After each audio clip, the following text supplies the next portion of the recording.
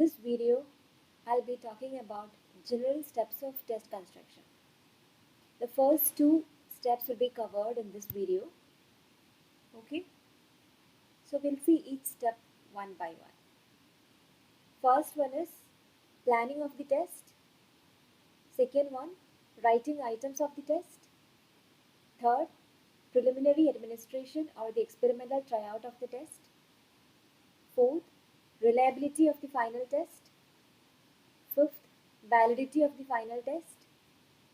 Sixth, preparation of norms for the final test. And seventh, preparation of manual and reproduction of the test. ഈ ടെസ്റ്റിനെ കുറിച്ച് detail ആയിട്ട് പറയുന്നതിന് മുന്നേ last ക്ലാസ്സിൽ എടുത്തിരിക്കുന്നത് നിങ്ങൾക്ക് ഓർമ്മയുണ്ടോ? ലാസ്റ്റ് ക്ലാസ്സിൽ നമ്മൾ പറഞ്ഞത് സൈക്കോളജിക്കൽ ടെസ്റ്റിൻ്റെ definition, characteristics of a good test and general characteristics of a test. ഇത്രയും കാര്യങ്ങളായിരുന്നു ലാസ്റ്റ് ക്ലാസ്സിൽ കണ്ടത്. ഇനി അതേപോലത്തെ ഒരു ടെസ്റ്റ് കൺസ്ട്രക്ട് ചെയ്യാൻ എങ്ങനെയാണ് ഒരു ടെസ്റ്റ് കൺസ്ട്രക്ട് ചെയ്യുന്നത്, അതിൻ്റെ ജനറൽ സ്റ്റെപ്സ് ആണ് ഇനി അങ്ങോട്ടേക്ക് പറയാൻ പോകുന്നത്.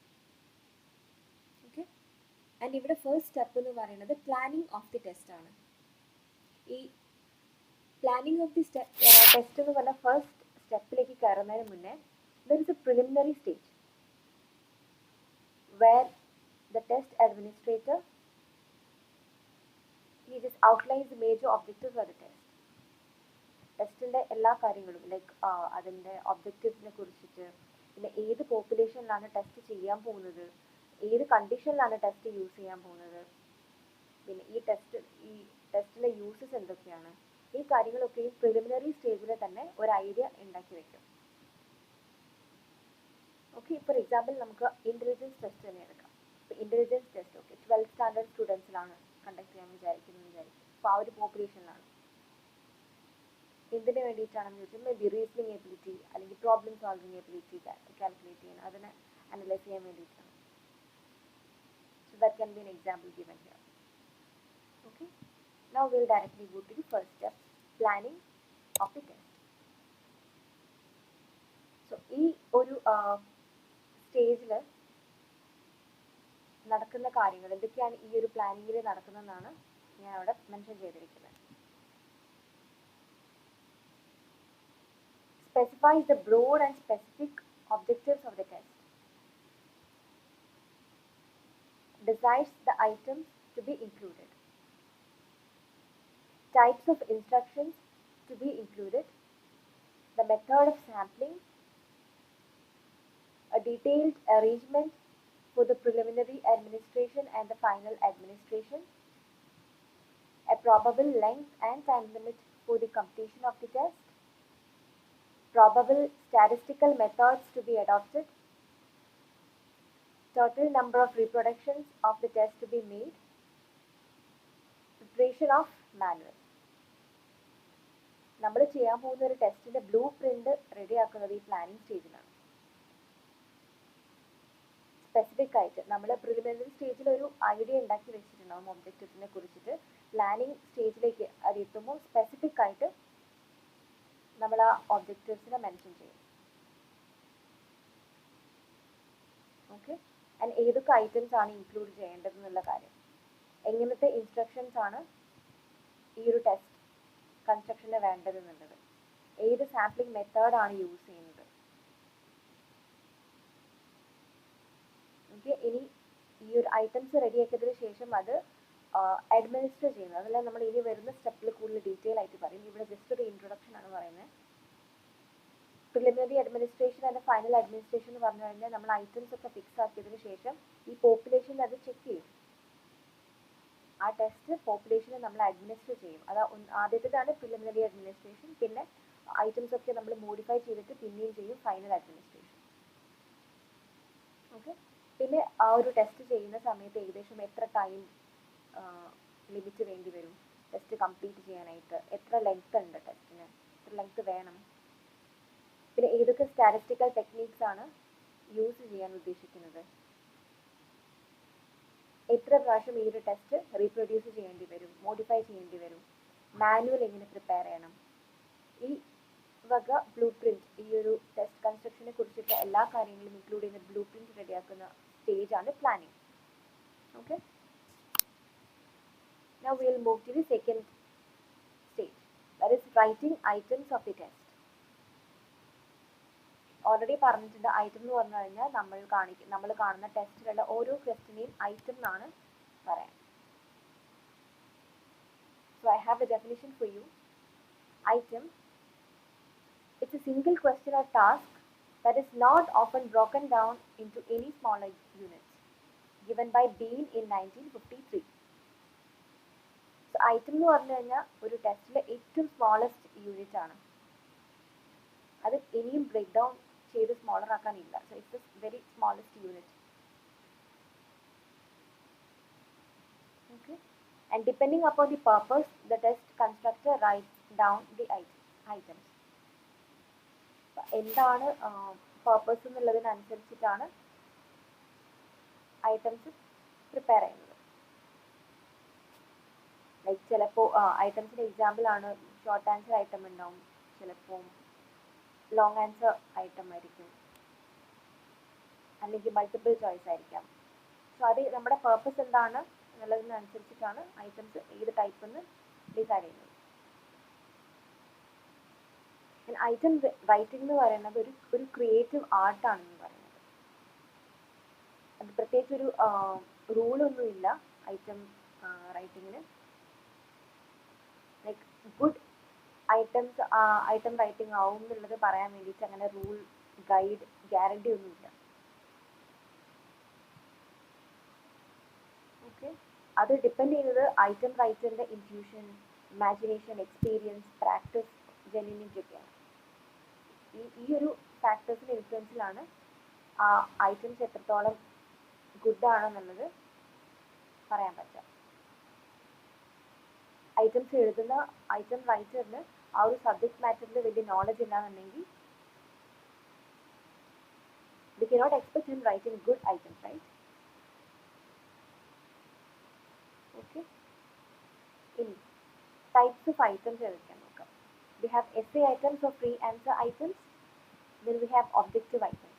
ഇതാണ് മെയിൻ ആയിട്ട് വരുന്ന രണ്ട് type of items.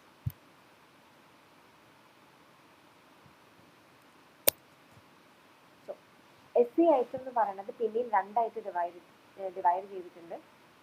We have short answer type and we have long answer type. Short answer type example ആണ് describe the meaning of reliability of a test. വളരെ ഷോർട്ടായിട്ട് ഒന്നോ രണ്ടോ സെൻറ്റൻസിൽ അതിന് ആൻസർ കൊടുത്താൽ മതി. Long answer type example describe the methods of estimating reliability and validity of a test.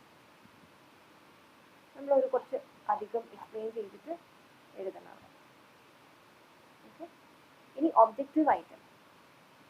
Objective item തന്നെ we have supply type and selection type. Okay,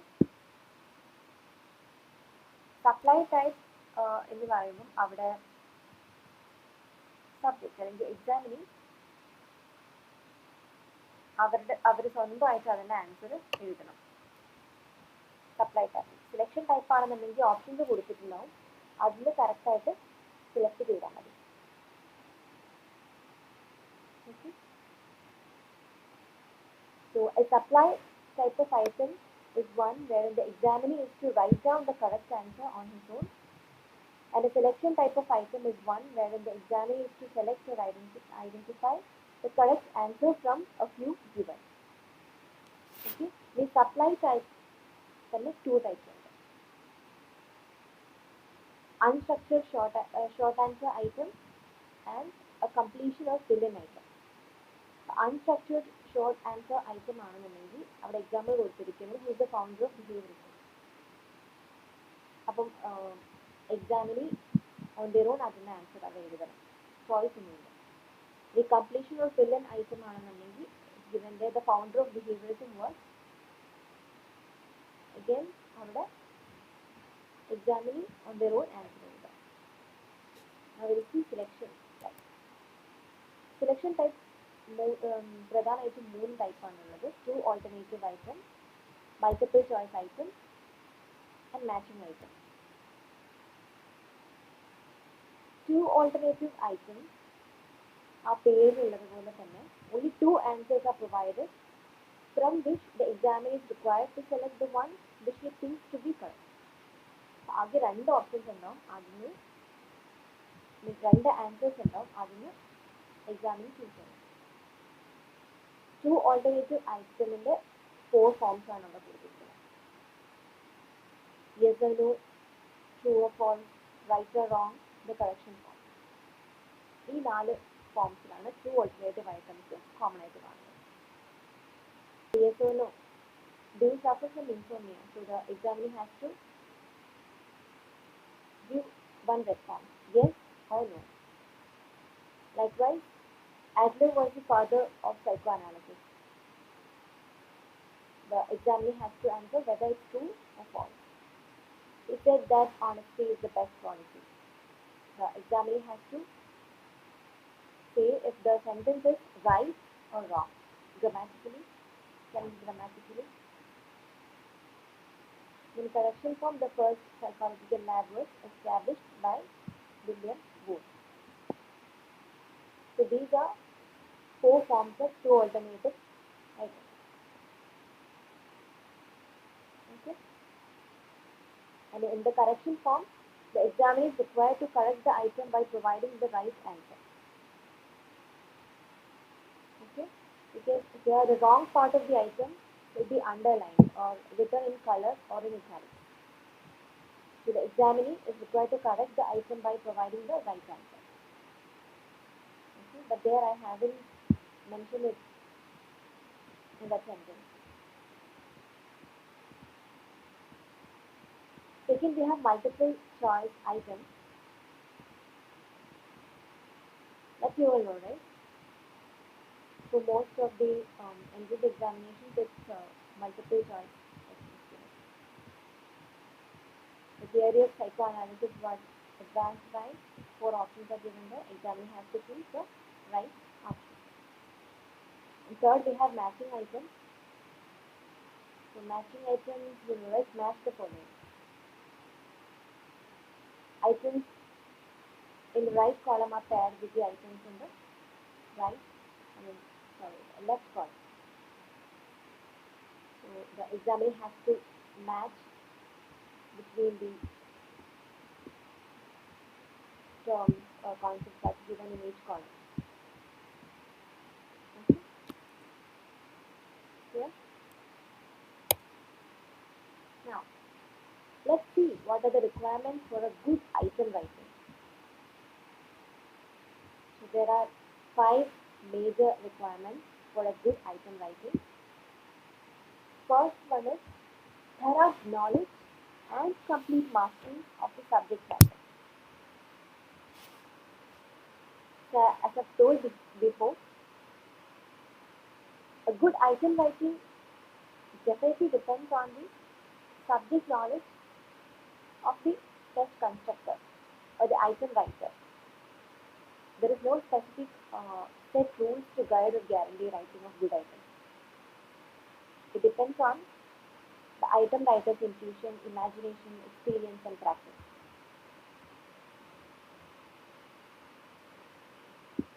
So the item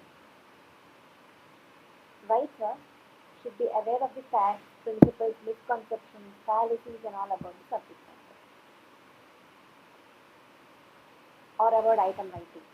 He should be very well aware. Okay? The second requirement must be fully aware of those persons for whom the test is meant. So the test constructor should be aware of the intelligence level, so that the intelligence level of the population in which it has to be tested, so that the difficulty level can be adjusted accordingly. ഇത് ഏത് ഗ്രൂപ്പിലാണ് test ചെയ്യാൻ പോകുന്നത് എന്നുള്ളത് കറക്റ്റായിട്ട് test constructor അറിഞ്ഞിരിക്കണം. Third സ്റ്റാൻഡേർഡിൽ പഠിക്കുന്ന സ്റ്റുഡൻസിനാണ് നമ്മൾ intelligence test ചെയ്യുന്നതെങ്കിൽ 10th സ്റ്റാൻഡേർഡ് സ്റ്റുഡൻസിൻ്റെ ലെവലുള്ള ക്വസ്റ്റ്യൻസ് ചോദിച്ചിട്ട് കാര്യമില്ല. ഏത് പോപ്പുലേഷനിലാണ് ചെയ്യുന്നത് എന്നത് കറക്റ്റായിട്ട് അവെയർ ആയിരിക്കണം. Third one, be familiar with different types of items and their advantages and disadvantages. So the test constructor should be aware of characteristics of good items and the probable errors that would come along the way.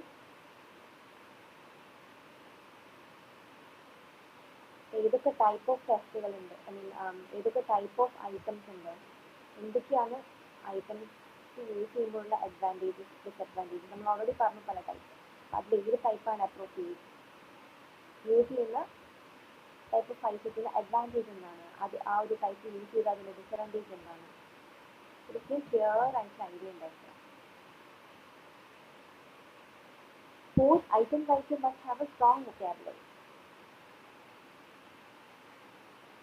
ഓരോ വേർഡിനും തന്നെ പല meaning ഉണ്ടാവും അല്ലേ, പല കോണ്ടെക്സ്റ്റിൽ വേർഡിൻ്റെ meaning മാറും. Strong vocabulary ഉണ്ടെങ്കിൽ മാത്രമേ കറക്റ്റായിട്ട് വേർഡ്സ് ഫിക്സ് ചെയ്ത് ആ ഐറ്റംസിൻ്റെ സെൻറ്റൻസ് കറക്റ്റായിട്ട് ഫ്രേസ് ചെയ്യാൻ പറ്റുള്ളൂ. അങ്ങനെ ചെയ്യുമ്പോഴാണ് ആ ഒരു ഐറ്റം വായിക്കുമ്പോൾ എക്സാമിലേക്ക് ഉണ്ടാകുന്ന കൺഫ്യൂഷൻസ് ഒഴിവാക്കാൻ പറ്റുക. കാരണം ഒരേ ടെസ്റ്റ് തന്നെ പല ആൾക്കാരായിരിക്കും എടുക്കുന്നുണ്ടാവുക, പല പ്രൊഫഷൻസിലുള്ള ആൾക്കാരായിരിക്കും സെയിം ടെസ്റ്റ് എടുക്കുക. അപ്പോൾ എല്ലാവർക്കും അത് ഒരേ രീതിയിൽ മനസ്സിലാവണമെന്നുണ്ടെങ്കിൽ item writer must have a strong vocabulary and ഏറ്റവും പോസിബിൾ ആയിട്ടുള്ള സിമ്പിൾ ലാംഗ്വേജിലാണ് ഐറ്റംസ് കൊടുക്കേണ്ടത്. Okay. Sixth one, after writing down the items, they must be subjected to a group of subject experts for the criticisms and suggestions.